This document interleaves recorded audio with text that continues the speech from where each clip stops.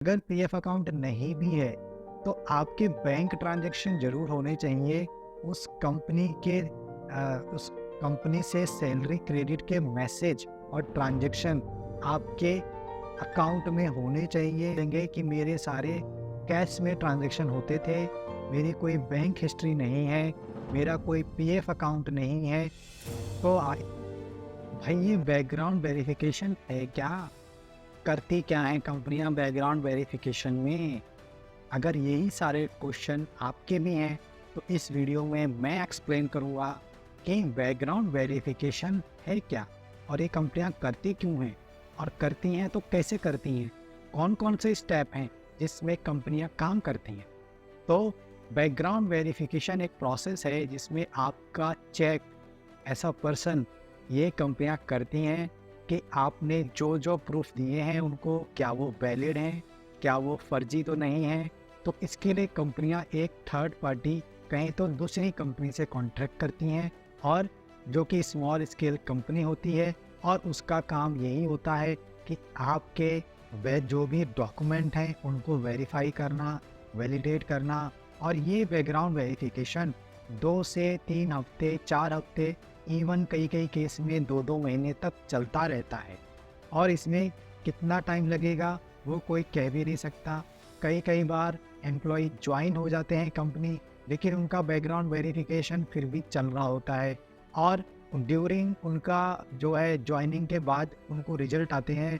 किसी किसी को पॉजिटिव रिजल्ट आते हैं, किसी किसी को नेगेटिव रिजल्ट आते हैं। कहीं उनके डॉक्यूमेंट वैलिडेट नहीं हो पाते तो करंट कंपनी उनको इन्फॉर्म करती है, एचआर कॉल के थ्रू, मेल के थ्रू इन्फॉर्म करती है कि आपका ये डॉक्यूमेंट पुरानी कंपनी से मिल नहीं पा रहा है या वैलिडेट नहीं हो पा रहा है, आप हमें लाके दीजिए।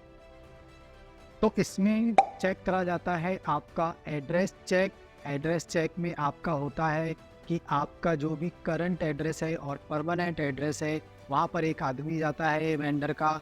वो आदमी जाके आपके पापा मम्मी से मिलेगा, आपके पड़ोसियों से मिलेगा, आपके बारे में पता करेगा और ये कंफर्म कर लेगा कि ये आपका ही घर है, आपका ही एड्रेस है। दूसरा होता है आइडेंटिफिकेशन चेक। इसमें जो भी आपकी गवर्नमेंट आईडी है, आधार आईडी, पैन आईडी, ये वैलिडेट करी जाती हैं।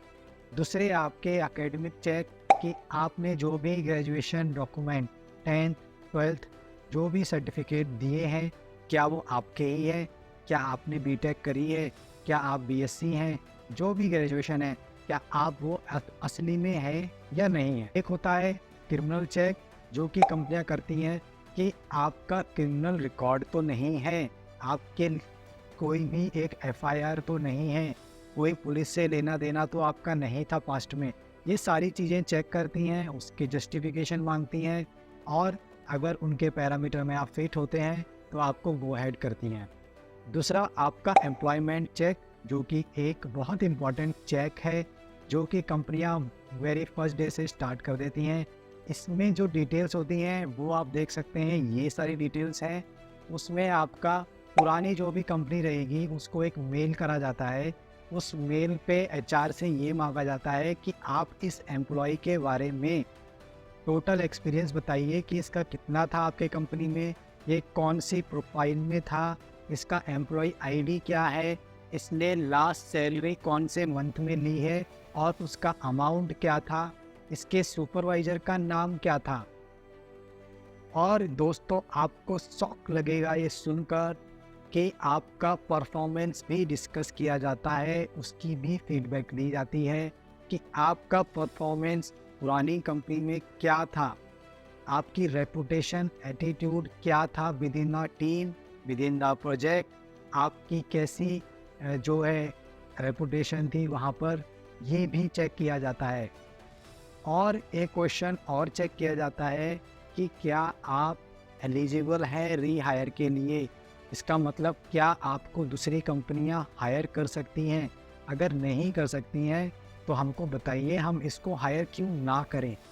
ये एक स्पेशल क्वेश्चन है जो कि आपके एम्प्लॉयमेंट चेक में किए जाते हैं वेरीफाई और आपके एम्प्लॉयमेंट से पूछा जाता है। एम्प्लॉयमेंट चेक के अंदर यूएन हिस्ट्री भी चेक करी जाती है, पीएफ अकाउंट चेक किए जाते हैं। अगर आप पुराने एम्प्लॉयर से पुरानी कंपनी में आपका पीएफ अकाउंट नहीं है और आपकी सैलरी की बैंक ट्रांजैक्शन भी नहीं हो रही हैं, तो बहुत चांस है कंपनी आपको ड्रॉप कर दे, आपको हायर ना करे। आप अगर ये बोलेंगे कि मेरे सारे कैश में ट्रांजैक्शन होते थे, मेरी कोई बैंक हिस्ट्री नहीं है, मेरा कोई पीएफ अकाउंट नहीं है, तो इसका मतलब आप एक फेक कैंडिडेट हैं, आपके पास फेक एक्सपीरियंस है और इस केस में कंपनी आपसे दूरी बना लेगी और आपको हायर नहीं करेगी। तो आपका एक पीएफ अकाउंट अगर है तो ये आपके लिए पॉजिटिव चीज़ है। अगर पीएफ अकाउंट नहीं भी है तो आपके बैंक ट्रांजैक्शन ज़रूर होने चाहिए। उस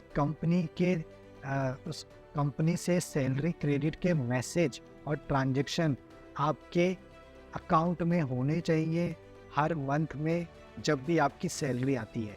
ये बहुत ज़रूरी है। अगर पीएफ नहीं है तो सैलरी ट्रांजैक्शन चाहिए बैंक में। पहले दोस्तों ऐसे नहीं होता था। पहले अगर आपने सैलरी 3 महीने की दिखा दी सैलरी स्लिप और आपका पीएफ अकाउंट भी नहीं है तो भी कंपनी को इतना फ़र्क नहीं पड़ता था। लेकिन आजकल जो भी फ्रॉड चल रहे हैं, जो भी फेक एक्सपीरियंस चल रहे हैं, उसको देखते हुए कंपनी बहुत सख्त हो गई है और वो मेक श्योर करती है कि ऐसे कैंडिडेट को हम हायर करें जिसका एटलीस्ट एक पॉजिटिव पीएफ अकाउंट हो, एक बैंक ट्रांजैक्शंस हो, उसकी सैलरी आती हो, उसी को वो लोग कंसिडर कर रहे हैं कि उनको हायर करें।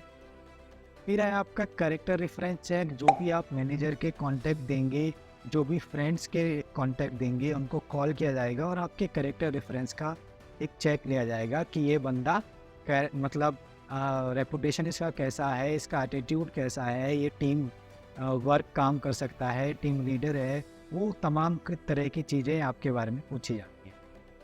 फिर जो एक बहुत ही अच्छी कंपनियां होती हैं, जो टॉप लेवल कंपनियां हैं, ब्रांडेड कंपनियां हैं, वो आपका एक ड्रग टेस्ट भी कराती हैं। उनको ये जानना होता है कि आप कहीं एडिक्टिव तो नहीं है अल्कोहल के, कहीं आप एडिक्टिव तो नहीं है किसी स्पेशल ड्रग्स के, किसी मेडिसिन के। वो आपका एक चेक करती हैं और इसका सबसे अच्छा तरीका होता है आपके बैंक ट्रांजैक्शंस को देखकर।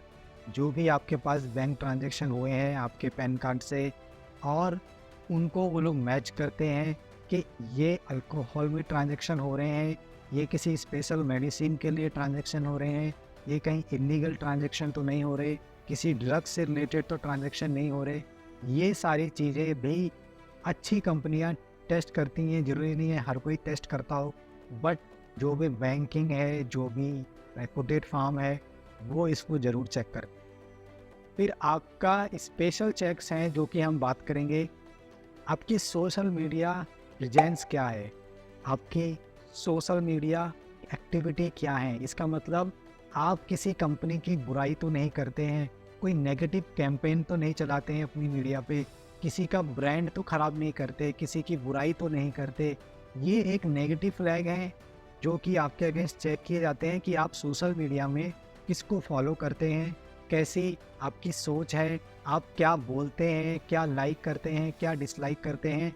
उससे भी आपके बारे में बहुत कुछ कंपनी को समझ आता है कि ये कैंडिडेट हमारे किसी ब्रांड के लिए खतरा तो नहीं है आगे जाके, या ये हमारे ब्रांड की भी बुराई तो नहीं करने लग जाए, कहीं नेगेटिव कैंपेन तो ना चलाने लग जाए।